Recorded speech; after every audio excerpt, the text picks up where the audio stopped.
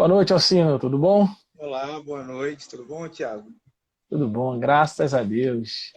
Muito Que obrigado bom. aí pela sua presença aí na nesse bate-papo aí de segunda-feira.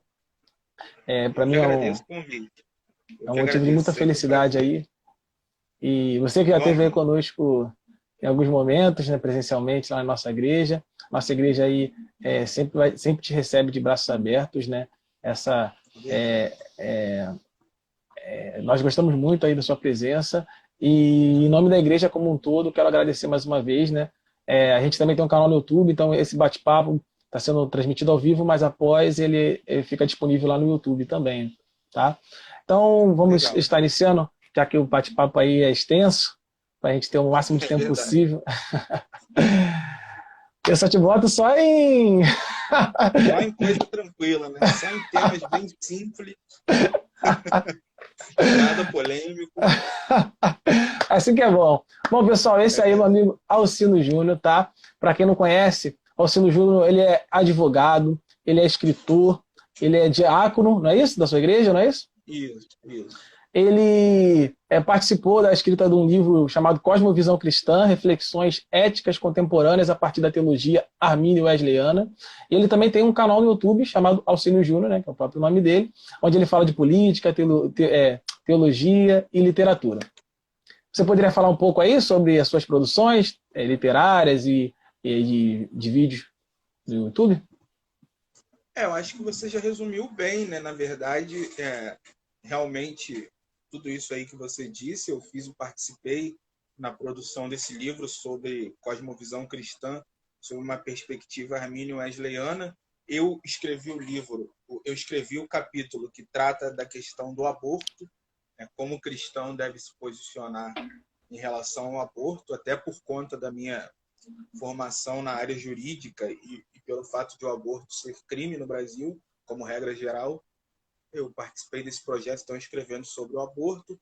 Eu já lido com teologia na internet aí há em torno de 16 anos, mais ou menos. Eu comecei com teologia na internet volta de 2003, de final de 2003, início de 2004, né? Antes de existir Orkut, já trabalhava, já lidava com isso, com debates na internet.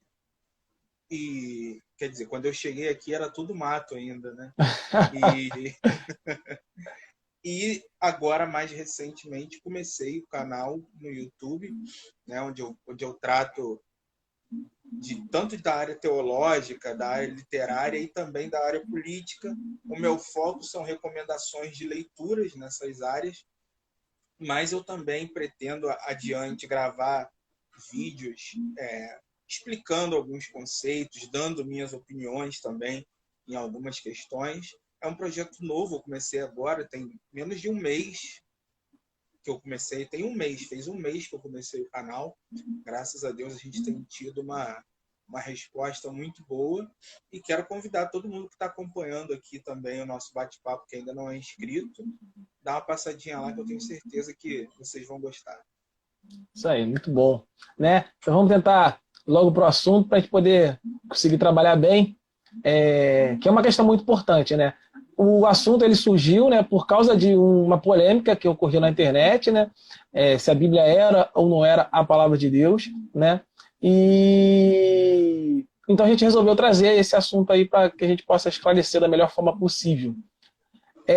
E a primeira pergunta, né, para iniciar bem no iníciozinho, né, essa conversa é o que é a Bíblia? Né? O que significa a palavra Bíblia?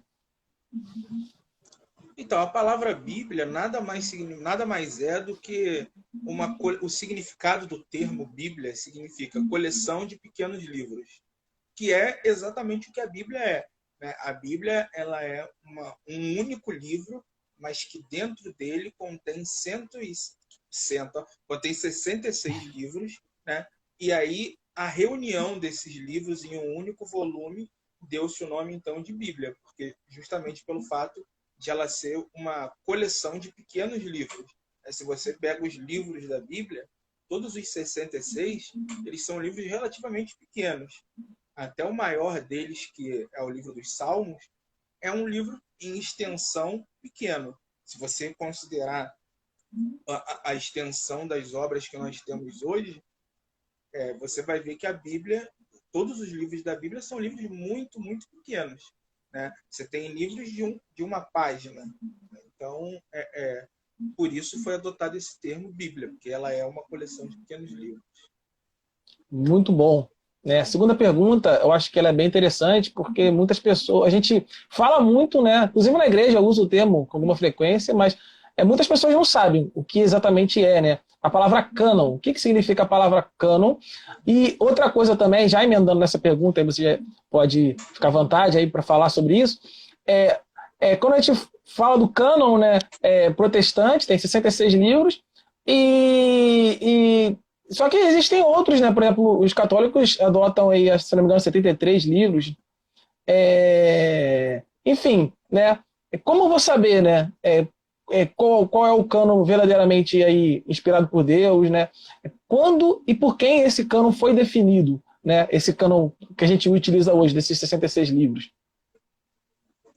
Tá, vamos lá. Essa resposta é um pouco mais demorada. Mas Fica à vontade. Primeiro a gente precisa definir o que é cânon, né? Então a palavra cânon vem do aramaico e significa vara de medir ou régua, ou seja, era aquilo que era usado para medir uma determinada coisa, né? Como nós usamos a régua até hoje. Então por que a gente usa esse termo?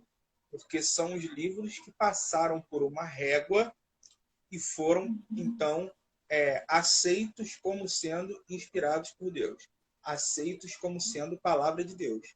Então, todos os livros que passaram por essa régua, eles passam a ser chamados de livros canônicos, porque eles foram aprovados para entrar no cânon. Eles passaram pelo crivo do cânon, pela régua que definia quais livros seriam palavra de Deus e quais livros seriam apenas escritos, que podem até ter valor histórico, mas que não são necessariamente inspirados por Deus. Ok, agora a segunda parte da pergunta. Como foram definidos quais os livros que fariam parte do cânon ou não? E a gente precisa dividir isso em duas etapas. Você tem o cânon do Antigo Testamento, que é composto por 39 livros, e você tem o cânon do Novo Testamento, que é composto por 27 livros, né? Então, o Antigo Testamento vai de Gênesis a Malaquias e o Novo Testamento de Mateus a Apocalipse. O que a gente precisa ter em mente para começar? Quando a gente fala em quando os livros da Bíblia foram definidos, a primeira imagem que vem na nossa cabeça é a imagem de um grupo reunido, alguém colocando vários livros em cima de uma mesa e esse grupo decidindo. Esse livro faz parte, esse não faz. Esse livro faz parte, esse não faz. Não foi isso que aconteceu. Não foi dessa maneira que aconteceu. Então vamos lá. Primeiro, o Antigo Testamento, que são dois momentos diferentes. O Antigo Testamento, primeira observação, quando o Novo Testamento foi escrito, quando Jesus veio ao mundo, o Antigo Testamento o cânon do Antigo Testamento já estava formado. Então, quando Jesus se refere ao Antigo Testamento, quando ele cita Escritura, ele está citando esses 39 livros que nós temos hoje. Tá? E aí eu vou chegar lá onde a Igreja Católica colocou mais livros aí. Então, como isso foi definido? Você tem os 5 primeiros livros da Bíblia, que são a lei. Isso é inquestionável. Tá? São os 5 livros escritos por Moisés, que são a base da legislação de Israel, a base da legislação judaica. Então, esses 5 livros são o que os judeus chamam de lei, ou Torá, em hebraico.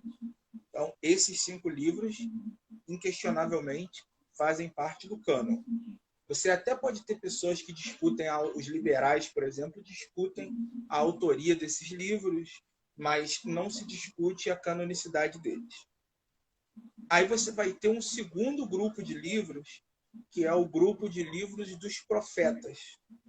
Né? E aí você tem todos os profetas, de Isaías até Malaquias, e aí entra também os livros de Samuel. Tá? Esses livros, os profetas, também foram reconhecidos como canônicos e eu vou explicar o porquê. Você tem um terceiro grupo que são os escritos, que aí são todos aqueles que não são nem lei nem profeta. Aí entram os livros poéticos, salmos, provérbios, eles entram nos escritos. Qual foi o critério adotado ao longo do desenvolvimento da nação de Israel para definir que esses profetas entrariam no cânon e outros prováveis profetas não? Ou que esses escritos entrariam no cânon e outros escritos não? Então vamos lá. Existem vários critérios. Eu vou citar aqui os principais porque a gente tem um tempo reduzido. Esse é um assunto que demandaria muito tempo. Mas quais são os principais critérios? O primeiro critério, esse livro precisava conter os fatos narrados nesse livro precisavam ser testemunhados por alguém. Então não adiantava um cara chegar de repente e falar assim, ó, Deus me inspirou para esse livro aqui, e quando iam ler o livro, nada que o cara disse tinha acontecido. Ninguém tinha como atestar nada que estava escrito ali. Então, o primeiro critério é, esse livro precisava haver testemunhas oculares dos fatos narrados naquele livro no momento em que ele foi escrito. Por isso que você encontra uma vasta documentação de testemunhos a respeito de todos os livros do Antigo Testamento. Segundo critério, aquele livro precisava ter sido escrito por alguém que era reconhecidamente, por todo o povo, um profeta ou uma autoridade. Então você tem 3 grandes autoridades no Antigo Testamento, 3 grandes classes de autoridade. Você tem os profetas, os sacerdotes e os reis, ou juízes, no período pré-monárquico. Então, o livro ele precisava ter sido escrito por uma dessas 3 classes. Não adiantava o Zé da esquina chegar e dizer, olha, Deus me inspirou aqui, está aqui o livro que eu escrevi, e esse livro aqui faz parte do cânon. Não. Você precisava ser uma autoridade reconhecida pelo povo. E aí o que acontece, então, é que nós temos, de Gênesis até Malaquias, todo esse processo acontecendo.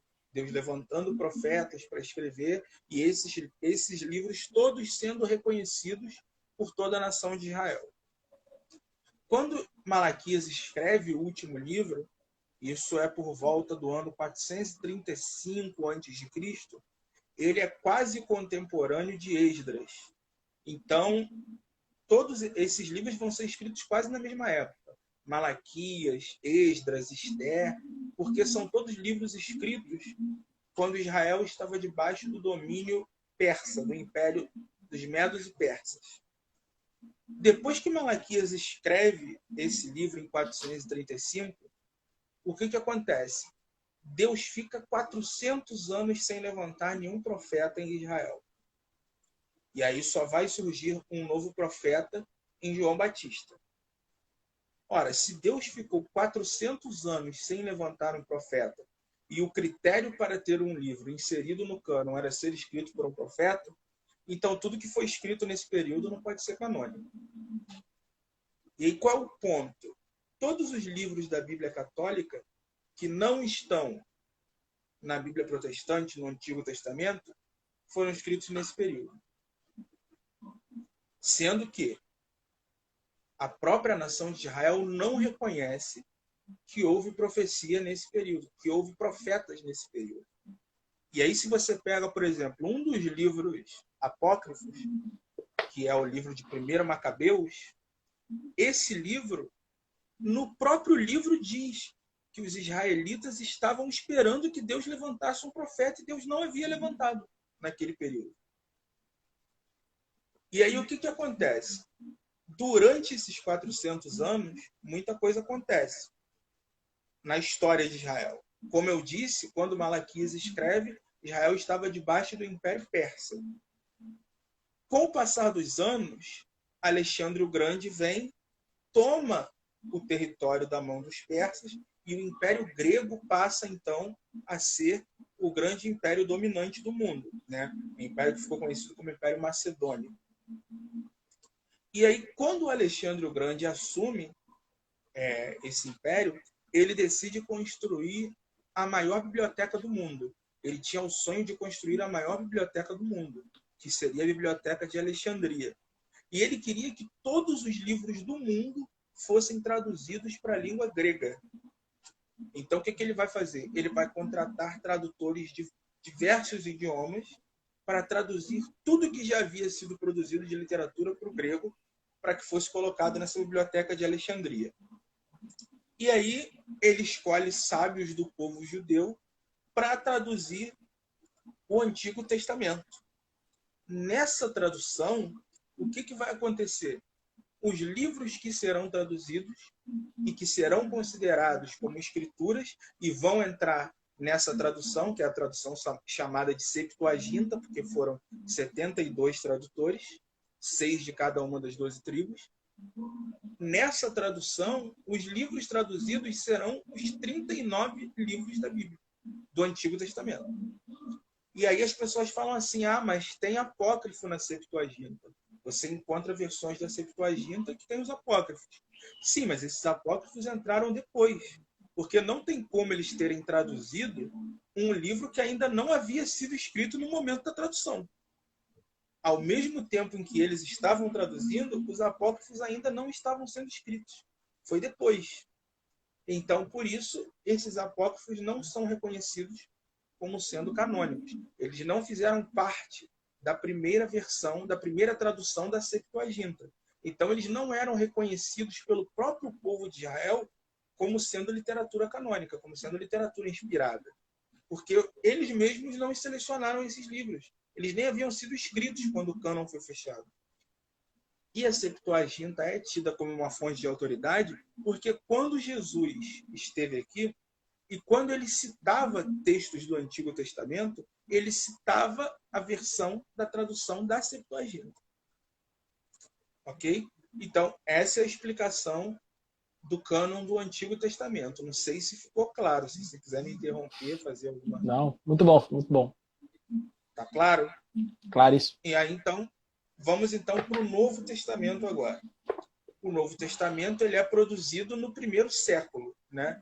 Desde quando os primeiros livros do Novo Testamento, as primeiras epístolas são escritas, até Apocalipse, que é o último livro, então, do Novo Testamento a ser escrito. E aí, o que acontece? Quais foram os critérios da igreja primitiva para reconhecer esses livros? Tá? Os critérios são diferentes dos do Antigo Testamento. Então, qual era o critério principal? O critério principal era o critério da apostolicidade. Ou seja, o livro precisava ter sido escrito por um apóstolo ou por alguém que tivesse uma ligação muito íntima com aquele apóstolo. Uma ligação muito próxima com aquele apóstolo. Então, aí você já descarta diversos livros. Porque teve muita gente que apareceu do nada dizendo que tinha escrito um evangelho. Tá? E aí você, então, tem... Esse é o primeiro critério. O segundo critério importante é que deveria haver uma harmonia doutrinária. Ou seja, aquele livro, todas as doutrinas ensinadas naquele livro precisavam estar de acordo com os demais livros que também já estavam definidos. Então, se surgisse alguém se dizendo inspirado por Deus e no seu livro ensinasse, por exemplo, a negação da Trindade, esse livro não poderia ter sido inspirado por Deus, porque Deus não iria se contradizer dessa forma. Então, esse critério é importante. Além disso, você tem o próprio testemunho entre os livros. Então, você tem, por exemplo, Pedro citando Paulo como escritura. Você tem Paulo citando passagens de Jesus que também estão no Evangelho como sendo palavra de Deus. Você percebe que nos escritores do Novo Testamento há uma consciência de que o que eles estão produzindo ali são escritos sagrados, são escritos inspirados por Deus. Então você vê Paulo todo o tempo dizendo, por exemplo, que ele recebeu do Senhor o que estava ensinando. Você vê os autores dizendo que toda a escritura é inspirada por Deus, entre outros exemplos, né? E aí o que acontece? Você tem esses critérios E o critério principal qual era? Toda a igreja primitiva deveria considerar esses livros como sendo inspirados por Deus. Então é o critério da catolicidade. Esses livros precisavam ser católicos. Não católicos no sentido de que a gente conhece como igreja católica. Católico no sentido de universal. Então esses livros precisavam ser reconhecidos por todas as igrejas como sendo livros inspirados. Então não adiantava você ter uma carta de Paulo, por exemplo, que a igreja de Corinto gostava muito, mas a igreja de Éfeso não reconhecia como sendo inspirada. Então essa carta já estava descartada. Tanto é que você tem na própria Bíblia relatando que Paulo escreveu pelo menos 3 cartas aos Coríntios. Mas você só tem 2 na Bíblia. Ou seja, uma sumiu. Tem teólogos que defendem que ele escreveu 4 cartas aos Coríntios. Por que só 2 entraram? Porque essas outras 2 não eram reconhecidas por todas as igrejas como sendo inspiradas. Então era necessário haver esse reconhecimento de todas as igrejas. E aí o que acontece? Depois disso, quando chega no 4º século, você vai ter 2 concílios muito famosos, que são o concílio de Hipona e o concílio de Cartago. E esses concílios, então, o que eles vão fazer é apenas declarar que aqueles livros que a igreja já reconhecia como sendo inspirados, de fato compõem o cânon. Então, eles oficializam um entendimento que já era pacificado na igreja. Nunca houve uma reunião para dizer qual livro era e qual não era. O que houve foi uma reunião para reconhecer uma decisão que já havia sido tomada ao longo de séculos pela igreja. A primeira vez que aparece um documento dizendo, olha, esses são os 27 livros do Novo Testamento. É um documento chamado Carta de Páscoa, escrito por Atanásio de Alexandria, que foi um dos teólogos mais importantes desse período dos primeiros séculos da igreja, que era advogado assim como eu. E o Atanásio reconhecia esses 27 livros como sendo os 27 livros do Novo Testamento. O que os concílios fizeram foi reconhecer que esses livros compunham o Novo Testamento. E aqui só uma observação, a gente vê, por exemplo, os católicos usando o seguinte argumento. Os protestantes usam a Bíblia, mas quem montou a Bíblia foi a Igreja Católica Romana. Isso não é verdade por todos esses motivos que eu expliquei. E ainda que nesses concílios que eu mencionei tivesse acontecido esse processo de sentar com vários livros e definir quais entrariam e quais não entrariam, esse mérito não seria da Igreja Romana, porque tanto a cidade de Hipona quanto a cidade de Cartago ficam no Oriente. E esse território hoje pertence à Igreja Ortodoxa Grega e não à Católica Romana. Então, ainda que o argumento fosse verdadeiro, esses livros esse mérito não seria da Igreja Católica que nós temos aqui no Brasil ou em Roma. Seria da Igreja Ortodoxa Grega, porque a Igreja Católica ela se divide em 2 no século XI. Né? E nós aqui temos a Igreja Romana, que é a que ficou que se difundiu mais no Ocidente, mas a Igreja Ortodoxa Grega ela é muito mais forte no Oriente. Cartago e Hipona são cidades do norte da África, portanto, são cidades do Oriente. Então, esse é um panorama bem resumido, bem rápido, de como foi definido o cânon.